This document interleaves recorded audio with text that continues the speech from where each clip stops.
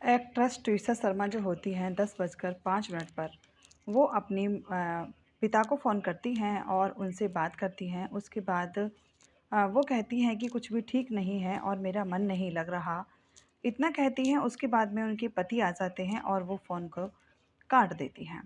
लेकिन उसके बाद में उनकी जो मम्मी होती है लड़की की, ट्विसा की मम्मी बार-बार फ़ोन करती रहती हैं, लेकिन उसका फ़ोन नहीं मिलता है। और फिर रात को लगभग 10:30 के आस-पास उनकी लड़की की सास का फ़ोन आता है। वो कहती है, "आप परेशान ना होइए, सब ठीक है, कोई दिक्कत नहीं है" और ट्विसा सो गई है। इतना कहने के बाद लेकिन माता-पिता जो थे वो परेशान हो जाते हैं और उसके बाद में फिर वो सोने की कोशिश करते हैं। अब जानते हैं ट्विसा के बारे में। ट्विसा जो थी, ट्विसा एमबीए उन्होंने किया था और एमबीए करने के बाद में वो मिस पुणे चुनी गई थीं और मिस पुणे चुनने के बाद में फिर उन्होंने सोचा कि क्यों ना मैं मॉडलिंग में अपना करियर आज़माऊँ और फिर वो मॉडलिंग में भी अपना करियर आज़माती हैं। उसके बाद में फिर वो काफ़ी आगे निकल जाती हैं और फिर साउथ की मूवी में उनको 4 मूवी लगभग उन्हें मिल जाती हैं और 4 मूवीज़ में भी वो काम करती हैं और मॉडलिंग से भी उन्हें काफ़ी ऑफ़र आते हैं और वो बड़े-बड़े अ, अच्छा खासा मतलब पैसे कमाने लग जाती हैं मॉडलिंग में भी और कॉर्पोरेट के पद पर वो कार्य भी करती हैं। और शादी जो हुई थी 2024 में वो ऐसा होता है कि एक प्रोफ़ाइल जैसे डाल देते हैं आजकल कि भई लड़की वालों को लड़के चाहिए और लड़के वालों को लड़की चाहिए, इसी तरह की प्रोफ़ाइल पड़ी रहती हैं काफ़ी शादी डॉट कॉम पर। तो ट्विसा जो थी वो भी अपनी प्रोफ़ाइल चेक कर रही थी जब उनकी एक उम्र हो जाती है शादी की और जो उनके पति होते हैं वो जो पति थे उनके वो भी उन प्रोफ़ाइल को चेक कर रहे होते हैं। तो जब दोनों एक-दूसरे की प्रोफ़ाइल चेक कर रहे थे, तो दोनों फिर एक-दूसरे से बातें करते हैं, हाय हेलो भेज देते हैं। लगभग 1 साल तक उनके बीच में बातें होती रहती हैं और 1 साल तक बातें होने के बाद में फिर दोनों कहते हैं कि अब हम अपने माता-पिता से बात करते हैं और जो लड़का था वो क्रिमिनल का लॉयर था और लड़के की जो माता होती हैं वो रिटायर जज होती हैं। परिवार अच्छा खासा था, ट्विसा का परिवार भी ठीक था और जो लड़के वाले होते हैं वो हाई प्रोफ़ाइल के लोग थे। काफ़ी बड़ा उनका रुतबा था एमपी मध्य प्रदेश भोपाल में। उसके बाद में दोनों अपने-अपने माता-पिता से बात करते हैं तो सब दोनों को कोई ऐतराज़ नहीं होता। बातें करने के बाद में उनके दोनों की शादी 2024 में करा दी जाती है। और जो उनकी माता होती हैं वो एक अध्यक्ष भी बनी होती हैं और ट्विसा जो मतलब एक-दूसरे से बात करने के बाद जब उनकी शादी हो जाती है 12 दिसंबर 2025 को उनकी शादी हो जाती है, 24 में उनकी बात होती है और 25 में उनकी शादी हो जाती है। माता-पिता जो थे अपनी हैसियत से ज़्यादा बहुत कुछ उनको देते हैं क्योंकि सभी माता-पिता अपनी बेटियों को अपनी हैसियत से ज़्यादा ही देते हैं। शादी काफ़ी हाई प्रोफ़ाइल होती है, काफ़ी धूम-धाम से उन दोनों की शादी हो जाती है।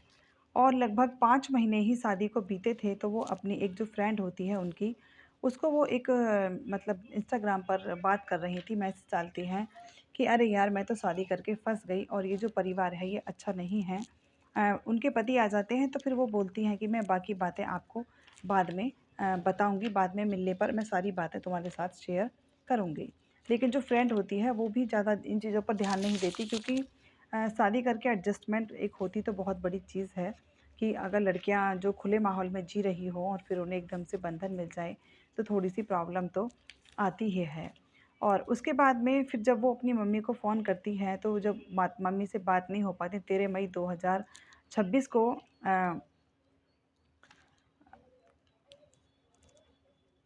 उनका मतलब बताते हैं कि वो उनकी सास ने बताया था कि 13 मई 2026 को वो एक बार घर से निकली थी फ्लाइट से और वहाँ से फिर वो 12 घंटे लगभग कहीं और रही थी और उसके बाद में वो अपने मायके पहुँच जाती हैं और जब सास का फ़ोन आता है तो वो फंदे पर झूल चुकी थी। उसके बाद पुलिस माता-पिता तुरंत वहाँ ससुराल पहुँच जाते हैं और पुलिस को लेकर जाते हैं क्योंकि वो एक बहुत ऊँचे पहुँचे हुए लोग थे और उनकी वहाँ पर एक रिपोर्ट भी नहीं लिखी जाती। पोस्टमार्टम में बताया जाता है कि ट्विसा की फांसी का फंदा लगाने और दम घुटने से मौत हुई है।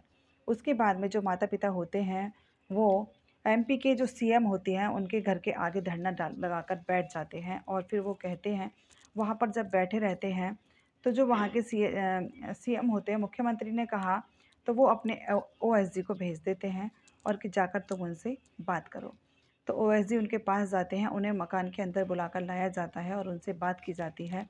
तब वो उनसे कहते हैं कि तुम लोग क्या चाहते हो? तब वो कहती हैं, उनके माता-पिता कहते हैं, एक तो हमारी बेटी की जाँच भोपाल से ना होके बेटी हमें सौंपी जाए और हमारी बेटी की डेड बॉडी की जाँच जो की जाए वो अ, पोस्टमार्टम दोबारा दिल्ली में कराया जाए। और दूसरी बात वो कहते हैं कि इसके बाद में हमारी जो रिपोर्ट है वो यहाँ से ट्रांसफ़र करके दिल्ली उत्तर प्रदेश में भेजी जाए, वहाँ पर इसकी जाँच की जाए। और तीसरा वो कहते हैं कि हमें लड़के की और लड़के के परिवार की गिरफ़्तारी चाहिए। इतना वो वहाँ से उनसे माँग करते हैं, तो वो उनकी बात को कहते हैं, दिलासा देते हैं कि तुम्हारी बात को हम ध्यान में रखेंगे और ट्वीसा को पूरा इंसाफ़ मिलेगा। ऐसा नहीं है कि वो लड़के वाले हैं, जज हैं, वकील हैं, तो क्रिमिनल लॉयर हैं वो, तो आपको इंसाफ़ नहीं मिलेगा। और उनको वो ये सब चीज़ें दिलासा देते हैं और उसके बाद में फिर वो उनकी बेटी उन्हें वापस कर देते हैं। इधर जब उनकी सास के पास पहुँचा जाता है, तो सास जो थी वो अग्रिम ज़मानत ले लेती हैं और तुरंत ही बेल पर सब पूरा परिवार जो भी अरेस्ट हुआ था वो छूटकर आ जाता है। बताया जाता है कि ट्वीसा जो थी वो 2 महीने की प्रेग्नेंट होती हैं और 2 तो वो बोल रही थी कि मुझे बच्चा नहीं चाहिए और मुझे अभी प्रेग्नेंट नहीं होना है। तो उनकी सास जो थी वो इस बात पर नाराज़ थी। वो बोल रही थी कि वो उसका व्यवहार बदल चुका था और ट्वीसा जो थी वो ड्रग्स लेती थी। अगर उसको नशा नहीं मिलता था तो वो पागल सी हो जाती थी, चिड़चिड़ी हो जाती थी।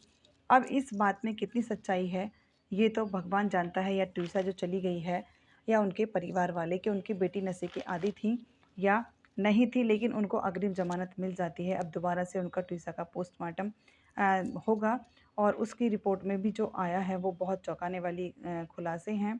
अभी बहुत ज़्यादा इस पर ये हाई प्रोफ़ाइल मामला हो चुका है, क्योंकि आजकल सोशल मीडिया का ज़माना है और सोशल मीडिया पर छोटी-सी जो बात होती है वो बहुत बढ़ा-चढ़ा कर फैला दी जाती है। तो ट्विसा को अब इंसाफ़ मिल पाएगा या नहीं, ये तो वक्त ही बताएगा। मैं इस कहानी को सुनाकर किसी को दुखी या परेशान करना नहीं चाहती हूँ। सावधान रहिए, सतर्क रहिए और जागरूक रहिए। Thank you and have a nice day.